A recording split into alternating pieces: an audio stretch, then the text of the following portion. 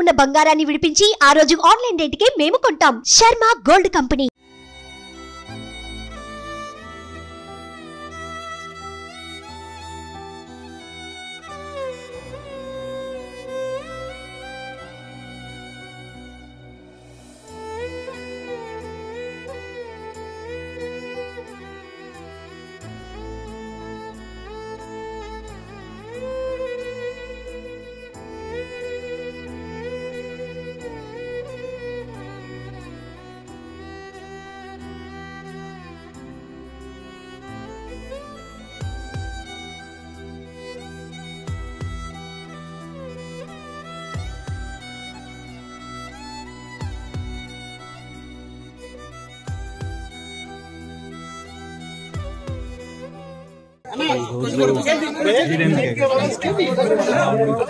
Right sir.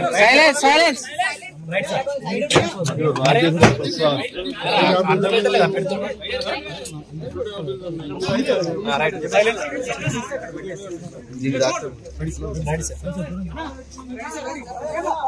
చాలా unfortunate day.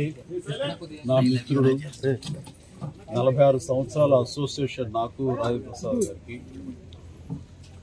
నా బిడ్డలు వాళ్ళ బిడ్డలు కలిసి పెరిగారు. వాళ్ళు చెన్నైలో కానీ ఇక్కడ హైదరాబాద్లో కానీ ఎప్పుడు కలుసుకున్నా ఫ్యామిలీ పరంగా రాజేంద్ర ప్రసాద్ మాట్లాడుతుంటాడు. వాళ్ళ కుటుంబం, వాళ్ళ ఎదుగుదల, బిడ్డలకు, అలాగే మా ఇంట్లో మా విషయాలు మేము చెప్పుకుంటుంటాం. అలాంటిది ఈ రోజున వినకూడని దుర్ఘటన, అకాల మరణం తన ఇంట్లో చోటు చేసుకుందంటే చాలా చాలా బాధ అనిపిస్తుంది. ఎందుకంటే ఆ వయసు బిడ్డలు నాకు ఉన్నారు.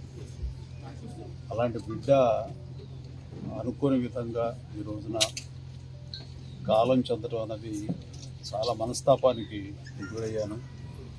ఈ సమయంలో ఎలా తీసుకుంటాడు ఏమిటి అన్నది, ఎలా ఓదార్చాలి అని వచ్చిన నాకు తన యొక్క జీవితంలో పరిపూర్ణమైనటువంటి వ్యక్తిగా ఈ రోజున కనిపించాడు.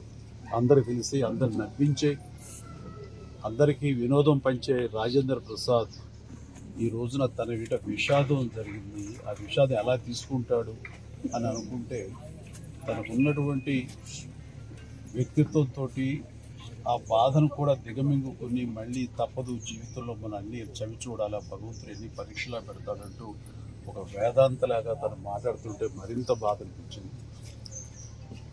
అలాంటి నా మిత్రుడికి ఇలాంటి సంఘటన జరగకూడదు. ఎందుకంటే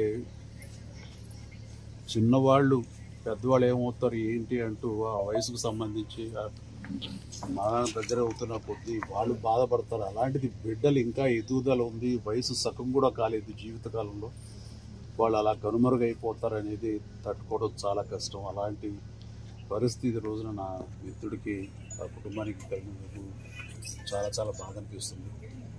అలాంటి నా మిత్రుడు మళ్ళీ తిరిగి త్వరగా కోలుకోవాలని, ఈ విషాదం నుంచి కోలుకొని అందరికీ వినోదం పంచిపెట్టాలని, దైనందిన జీవితంలో ఎంత త్వరగా తను బయటికి రాగలిగితే, తన కుటుంబం ఈ బాధ నుంచి ఎంత త్వరగా బలం చేకూర్చు వాళ్ళు రాగలిగితే బాగుంటుందని, అలా ఉండాలని కోరుకుంటాం. భగవంతుని వాళ్ళందరికీ మనోధైర్యం ఇవ్వాలని కోరుకుంటూ, చనిపోయిన పాపకి ఆత్మ శాంతి కలగాలని.